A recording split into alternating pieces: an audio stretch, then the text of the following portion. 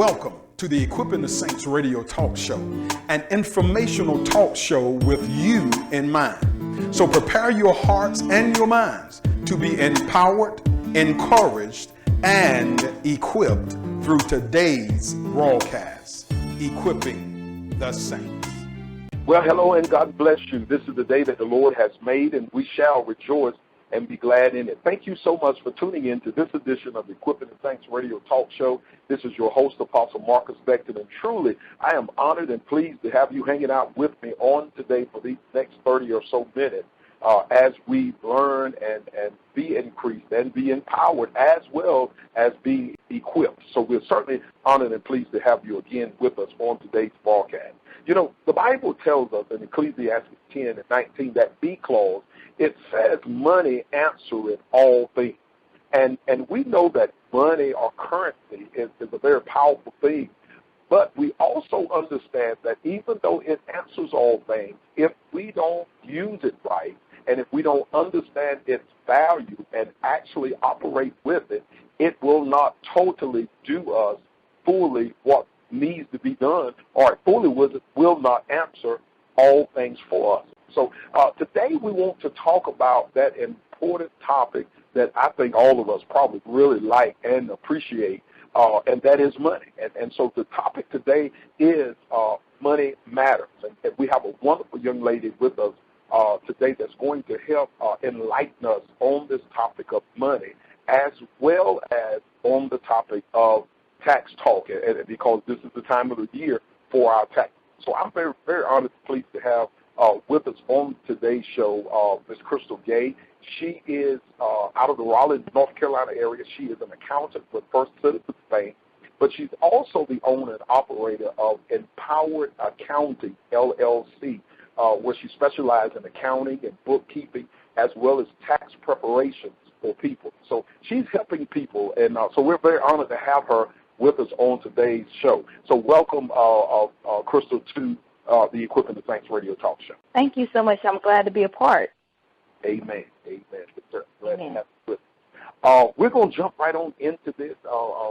Money is a topic that I think in any medium, people's eyebrows raise, and his eyebrow raiser whenever the subject of money is talked about. So today we've got a couple of areas that we're going to talk about, as well as tax tips that to have people to keep in mind as they're preparing themselves to go and have their taxes done or to do their taxes. But first of all, let's talk about financial budgeting. How important is that for an individual or for a company or whomever? How important it is to budget? As I like to state that in this particular season, it's very critical that we grasp an understanding of the importance of budgeting, saving, and money management.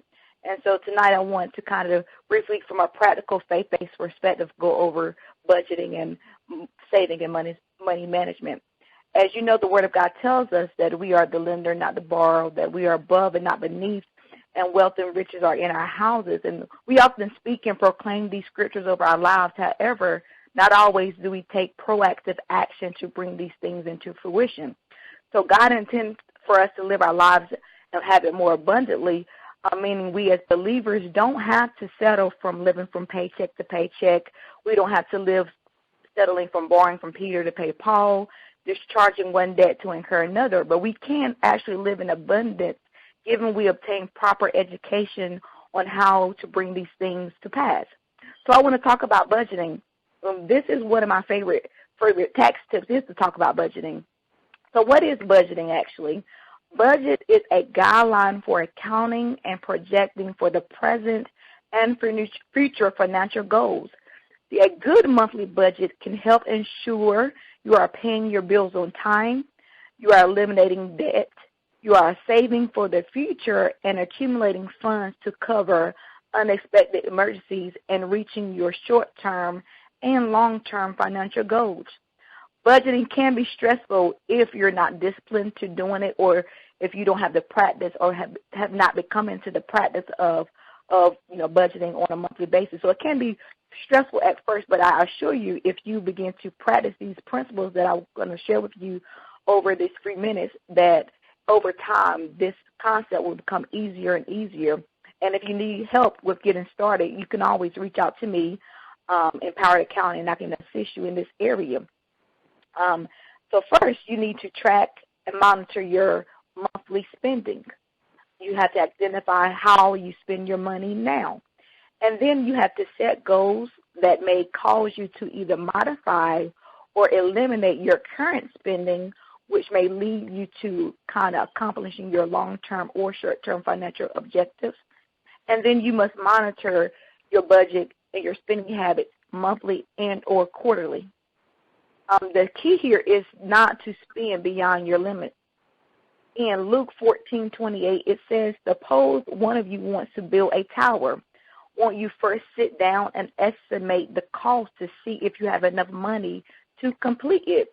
For if you lay the foundation and are not able to finish it, everyone who sees it will ridicule you, saying this person began to build and wasn't able to finish. So this is very important that we actually add up the cost when we go in to purchase things that we have on our goals to purchase for this year or in future years. We must first add up the cost to see if we are financially able to accommodate those financial needs. And so that's very critical in developing a budget, that you add up the cost of these things when you're incorporating this into your monthly budget.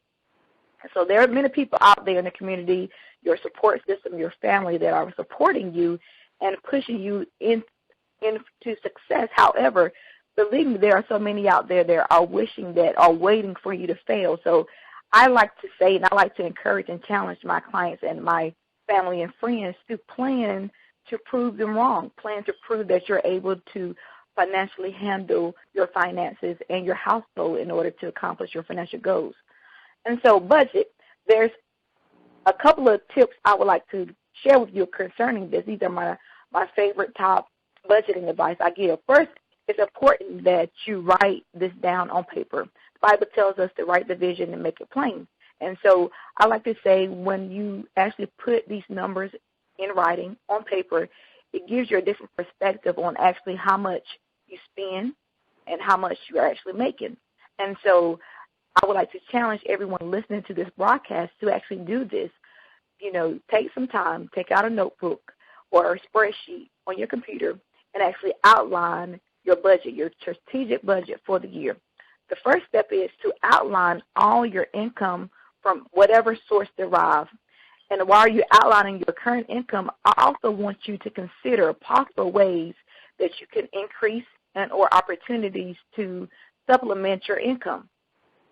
And then I want you to outline your monthly expenditures, separating your fixed expenses from your flexible or discretionary expenditures, meaning your fixed expenses are those that are of necessity, those expenses that never change from month to month, such as your mortgage, your rent, your car payment, your tithes and offering.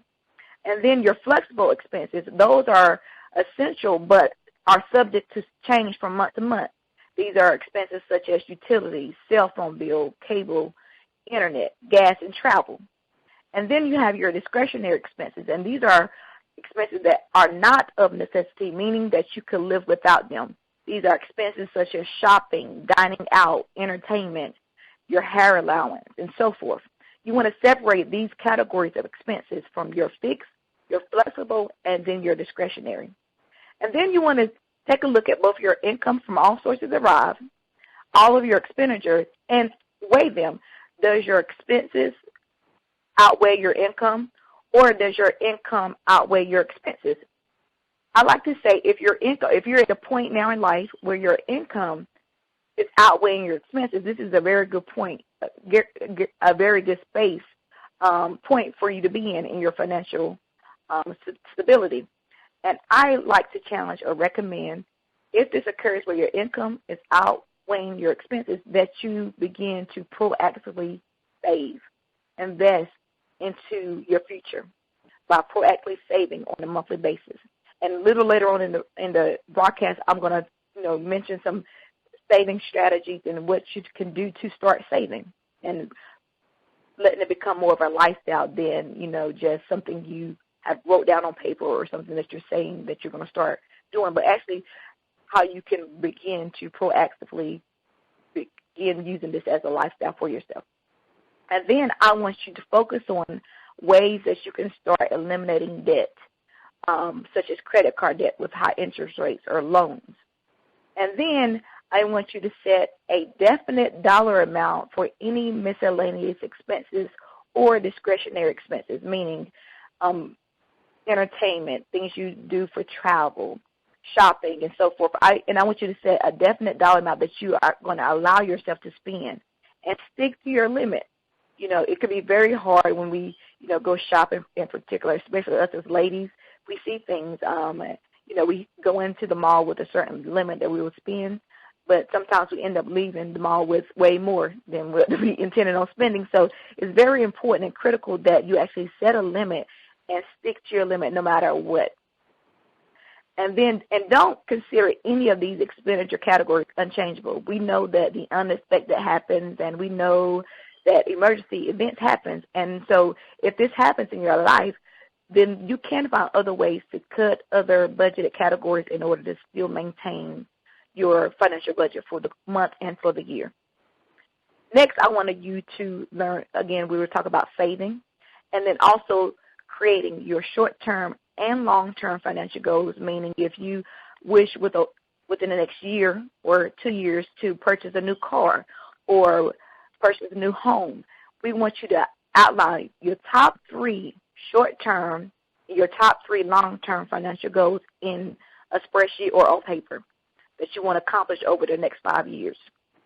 And then we want you to, after all of this is written down, we want you to evaluate whether this is realistic for you to accomplish and set targeted time frame goals when you want these financial goals to come into fruition. It's important that not only that we write it down and set goals, but actually set a target date in order for these goals to come into fruition. This is very critical because this is going to help you track in your progress and also help you track if you need to go back and modify your budget and your financial spending habits. Again, the Bible tells us to write the vision and make it plain. So this is very critical that we write out our budget on a monthly and a yearly basis. Not only do a monthly budget, but I like to encourage people to do a yearly budget as well, not only for your individual household, but if you are an entrepreneur and you have a small business, also create a budget for your business as well.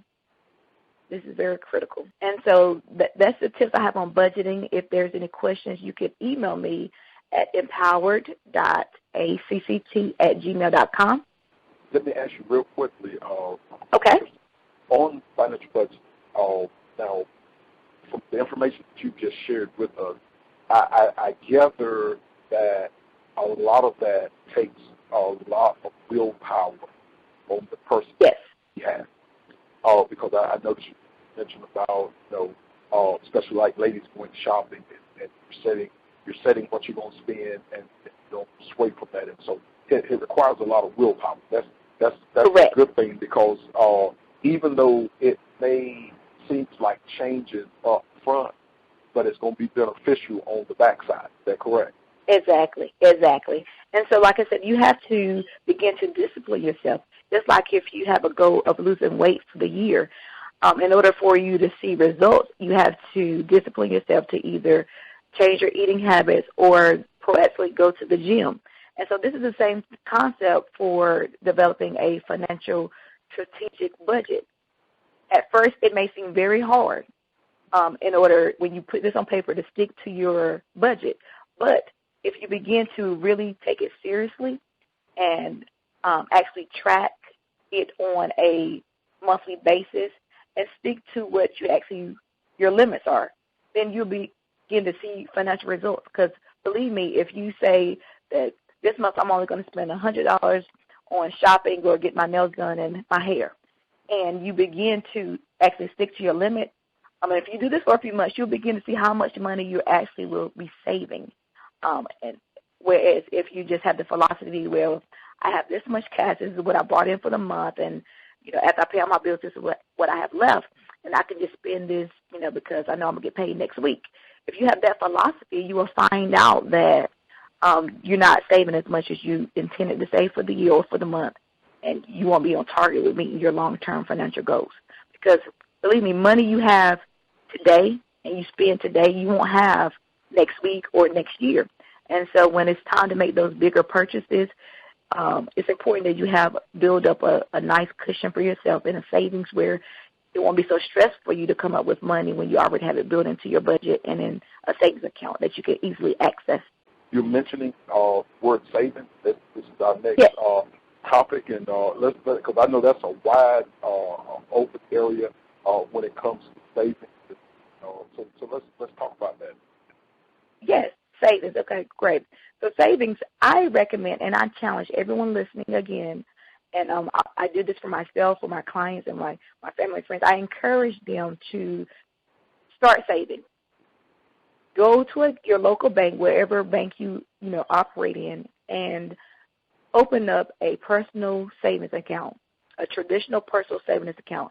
I recommend you save at least 10% of your monthly income you have coming in a month into a personal financial savings account. I say that I don't have 10% of my income after I pay all my bills to save.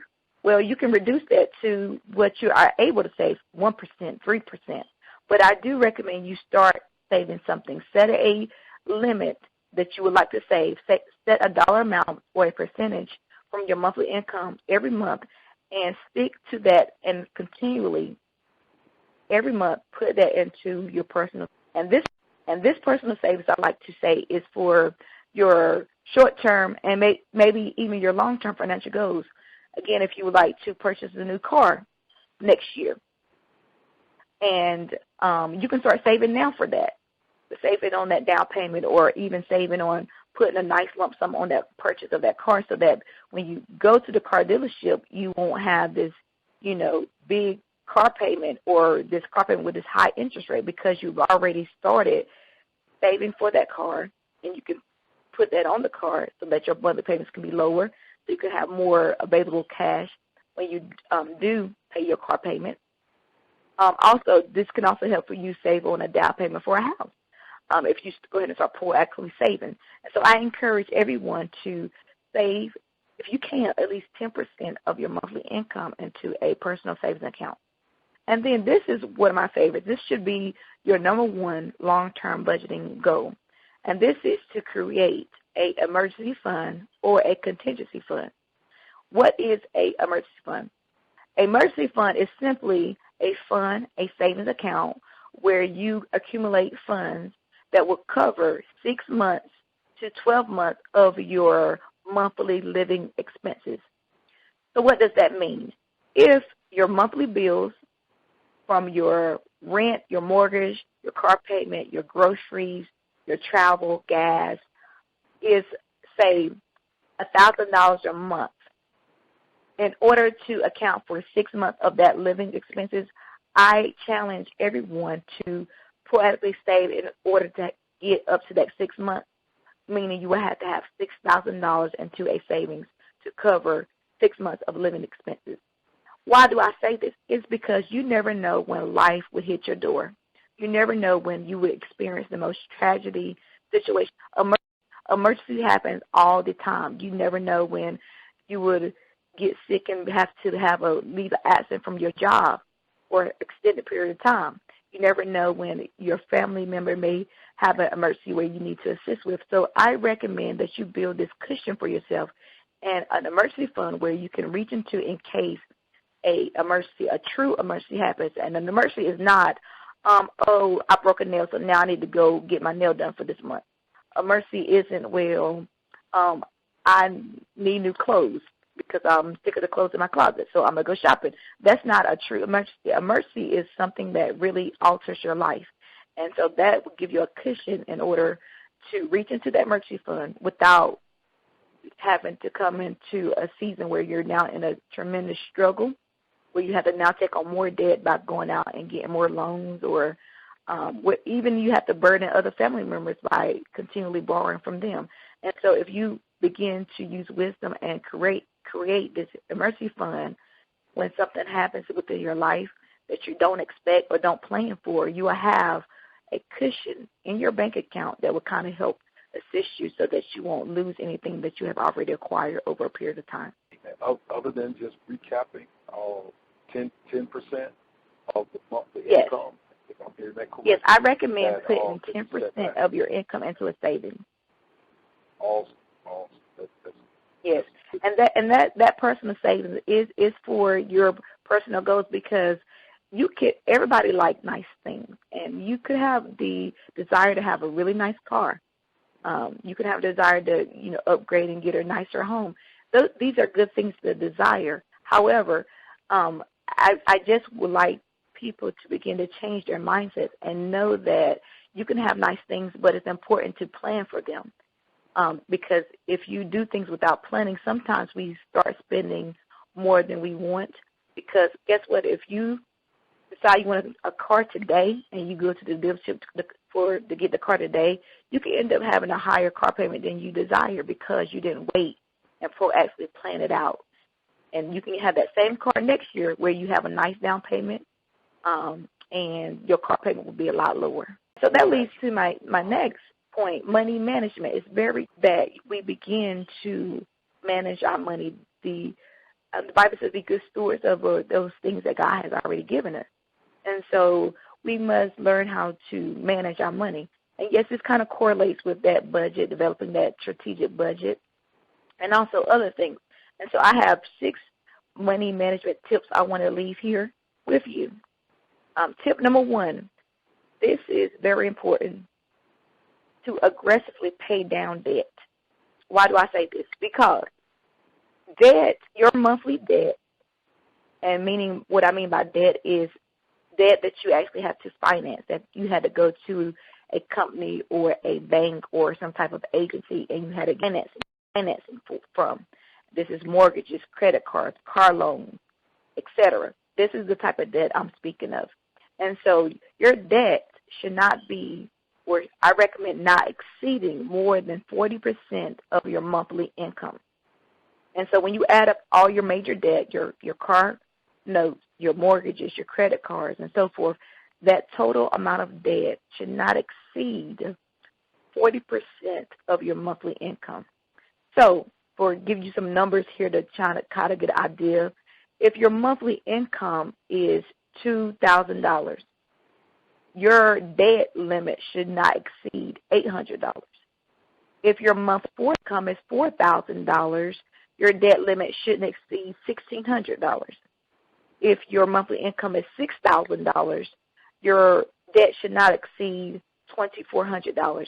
So this is to give you a kind of a ballpark of where your debt level should be. If you find yourself, when you do your budgeting assignment, right now all your monthly income and all your monthly expenditures, including all your debts, if you find that your debt to income ratio exceeds 40%, I want to challenge you on this year to start aggressively paying down your debt. I even would recommend you pay down this debt before you begin to save at that 10% level. Why do I say this? Because in order to increase your net worth, your debt has to be lower than your income or your asset. And so we must begin to pay down your debt aggressively in order to see that percentage increase. And so I would recommend, on this year to start aggressively paying down debt. Point number 2 is that you revisit your budget. You want to, once you start seeing your debt decrease, you want to begin to revisit your budget that you created at the beginning of the year. You want to do this monthly, quarterly, and yearly so that you can make sure you're keeping in track with your budget, you're keeping in track with eliminating your debt. And once you eliminate debt, you can go back to your budget and modify so you can start to incorporate those desires that you want. And so say you desire to purchase a car in 2 years, but you eliminated all your credit card debt this year. You can actually go back to your budget and modify and say, well, now I can afford to maybe purchase a car next year instead of waiting 2 years. And so this is what you want to do. You want to eliminate your debt if it exceeds that 40% debt to income ratio, and then you want to revisit your budget to make sure you keep it in track. Then you want to be serious about savings. As I mentioned earlier, creating that personal savings account and creating that emergency fund. You want to really make this a lifestyle. You want to, save that 10% after you pay down your significant debt. You also want, and I suggest personal savings personal savings into a traditional savings account for your short-term goals. And then I suggest putting your emergency or contingency fund into a more lucrative, if you will, savings account where it's of a higher interest rate, such as a money market account or a CD. And a lot of times it depends on what bank you bank with, and the rates could vary depending on what bank. But usually CDs give you a higher interest rate where your money can make more money for you without doing extra work. And that's the great thing about this. You can actually let your money grow for you and do work for you without you actually having to go in and clock in at a job or do more manual labor. And so I recommend, investing or looking into a money market account and or a CD. And then this is very important here, this next point I'm going to mention. We as a body of believers, as a community, we must begin to change our mindset from a consumer mindset to more of an investor mindset. What do I mean by consumer mindset? We must begin to focus on those things that are not causing us to spend our monthly income more on consumer products. Consumer mindset focuses on the cash they have available right now. So if I have $500 in my checking account right now, that's what consumers focus on. I have $500 in my checking account. That means I have $500 I can spend. And so consumers focus on what they can spend today rather than what they can invest in and what would actually grow them more money for the future. Consumers focus on purchasing assets that depreciate in value. Again, we know that, when you go to the car dealership and you purchase that car, as soon as you drive off the lot, that car depreciates in value immediately, meaning that whatever you purchased that car for, it automatically lost value right when you drove off the parking lot. And so a consumer focuses on spending rather than saving, spending rather than investing, and also focus on spending money on things that depreciate in value rather than appreciate. Whereas an investor mindset focuses on investing in things that appreciate in value. They focus on investing in houses because, as we know, houses appreciate, in the stock market, in retirement accounts. And so all of these things appreciate in value, meaning that whatever money we put in those things today, 5 years from now, 10 years from now, that thing or that item has a whole different value. The value of it increases. What I would like to propose this question: what can I invest in today that will increase in value with little to no additional work?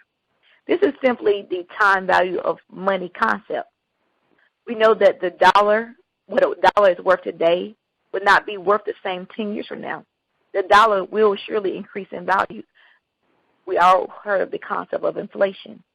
And so that's what the dollar does. As the economy grows and inflation, that dollar will increase in value. So that being said, investors consider this when they're investing in different things and also in their normal purchases on a monthly and a yearly basis. They focus on purchasing things that appreciate rather than depreciate in value. And so I would like every person listening here to challenge themselves. Are you more of a consumer or more of an investor?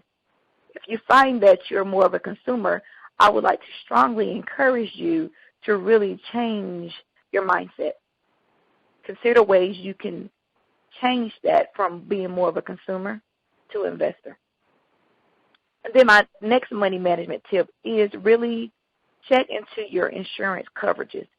We know that we have acquired various assets over our lifetime.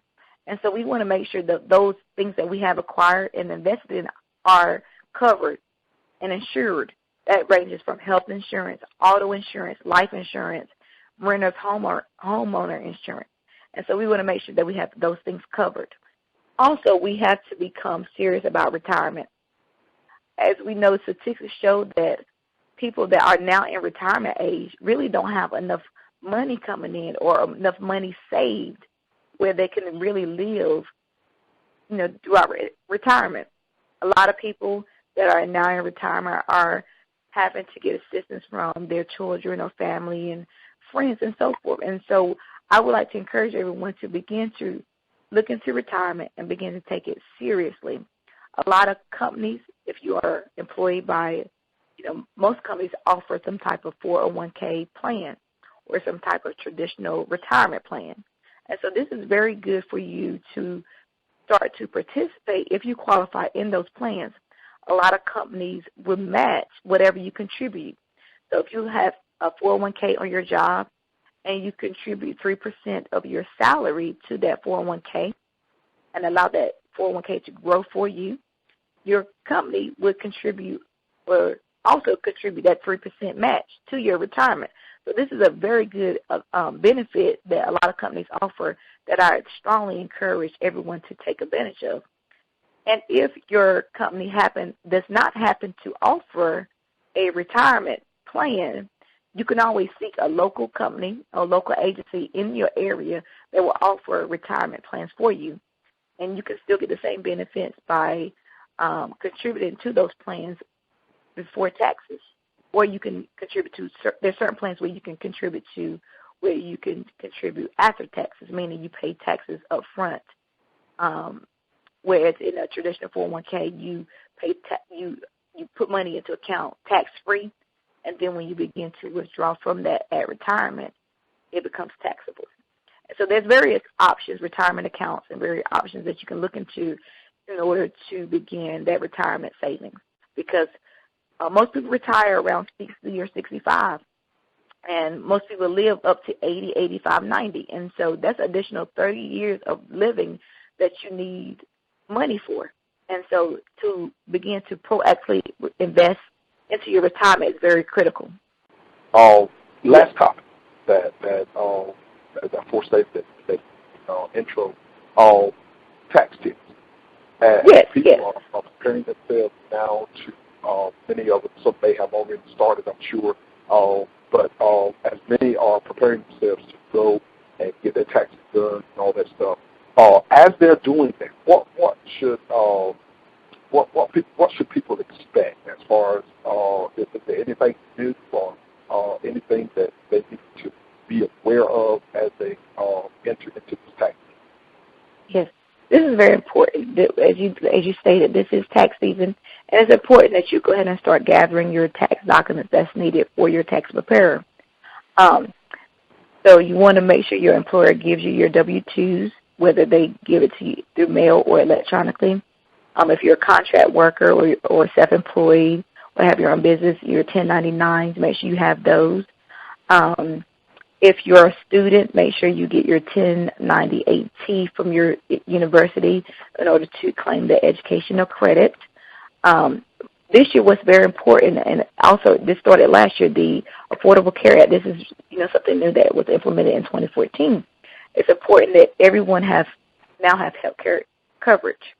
And so if you don't have health care or health insurance, there is now a tax penalty for not having health insurance. And so it's very critical and very important that everyone listening, if you don't already have health insurance, that you acquire it.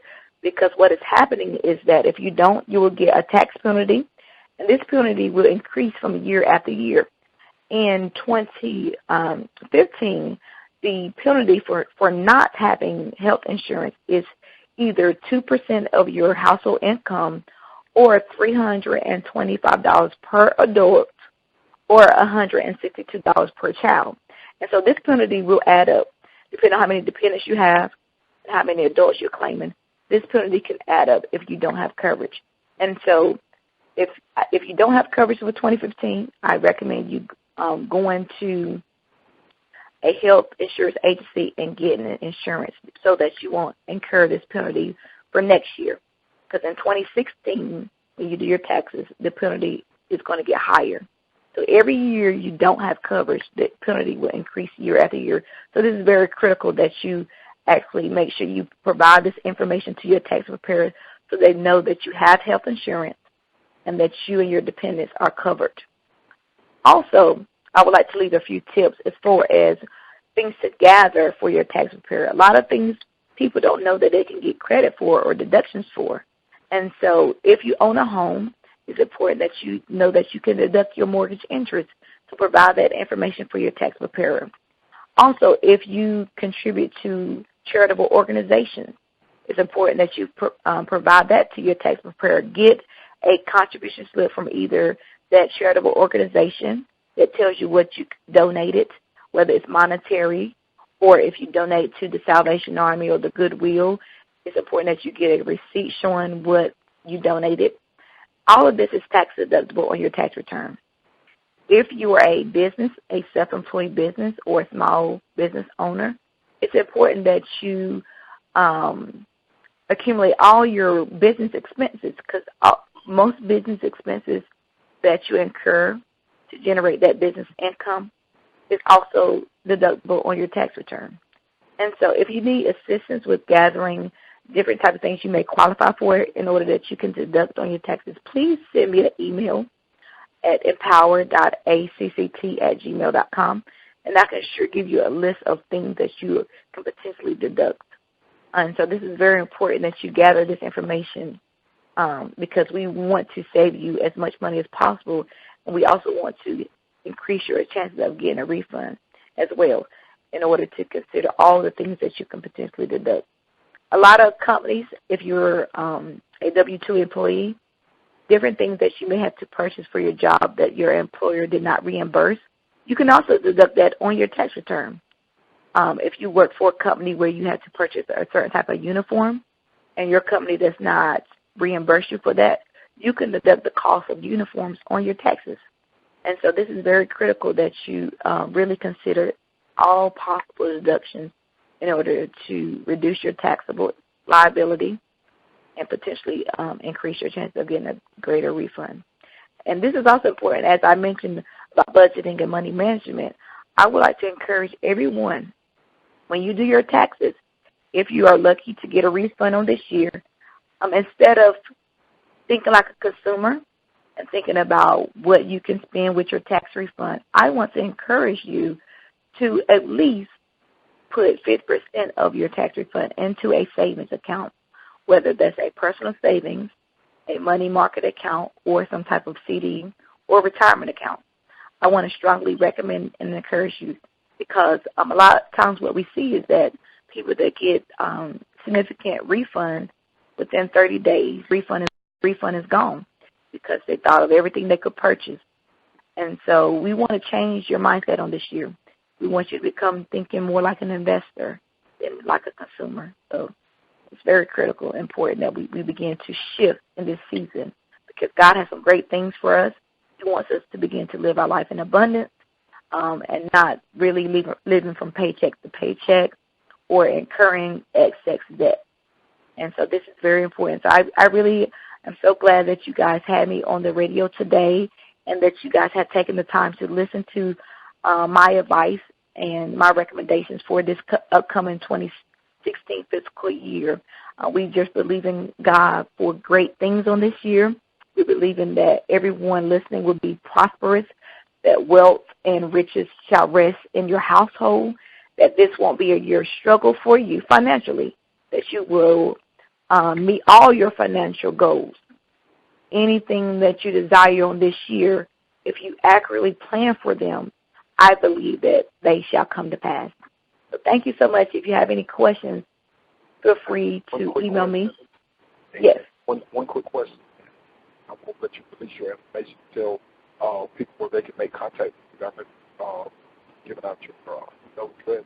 Yes. But in the giving that you were saying about charitable organizations, as far as tax, is that also inclusive of when it comes to your giving to your church tithe, all that kind of stuff? Yes.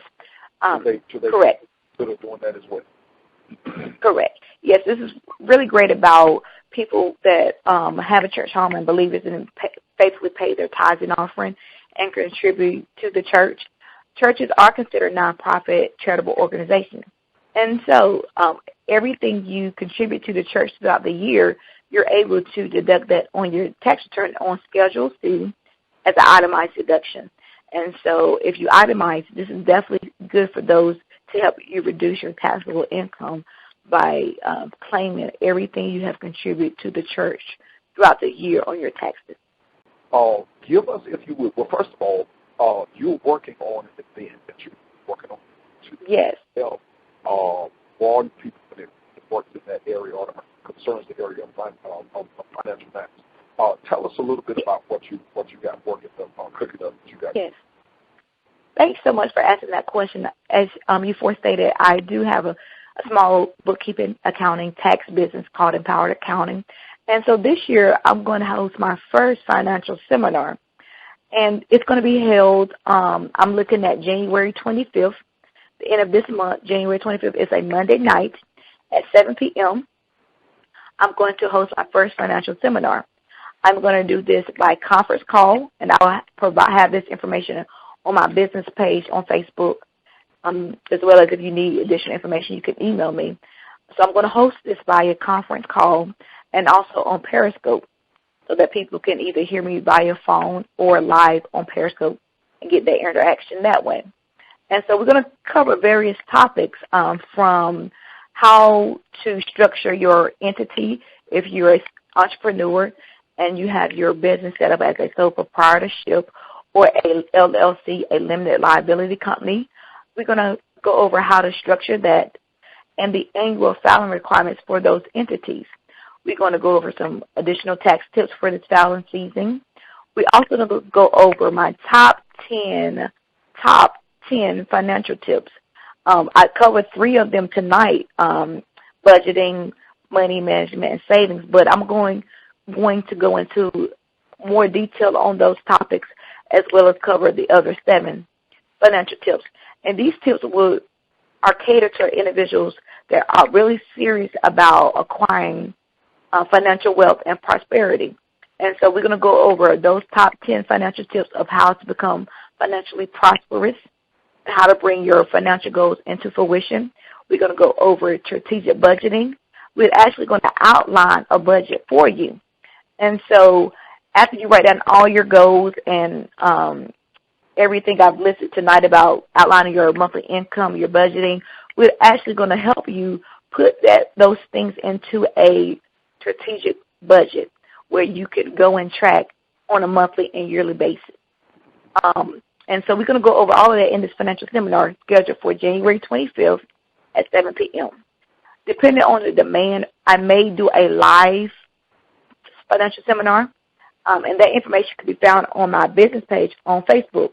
So if you look me up on Facebook, Empowered Accounting, or Crystal Gay, you will find me and be able to get more information as that day gets closer. Thank you, Ms. Crystal Gay, for taking out of your busy time. I know you'll get ready to hit full blast into this season, and so we appreciate you sharing this wisdom and information with us. And it's good to get some good, wholesome information where they're not trying to sell you anything. You know, sometimes people don't want to help you financially, but it's because they're trying to sell a product to you on the in the back door that's coming up. And so you're giving us good, clean, wholesome information. And so we certainly appreciate it. To the height, our time is up. Thank you, ladies and gentlemen, for tuning in. Please don't leave us without clicking like and click the like button on whichever medium that you're listening to on today. But thank you so much again, Ms. Crystal Gay, for helping to equip the body of Christ. We appreciate it. Again, thank you, ladies and gentlemen. Our time is up, as I said for a few moments ago. And until the next broadcast, consider yourself have been equipped. Shalom.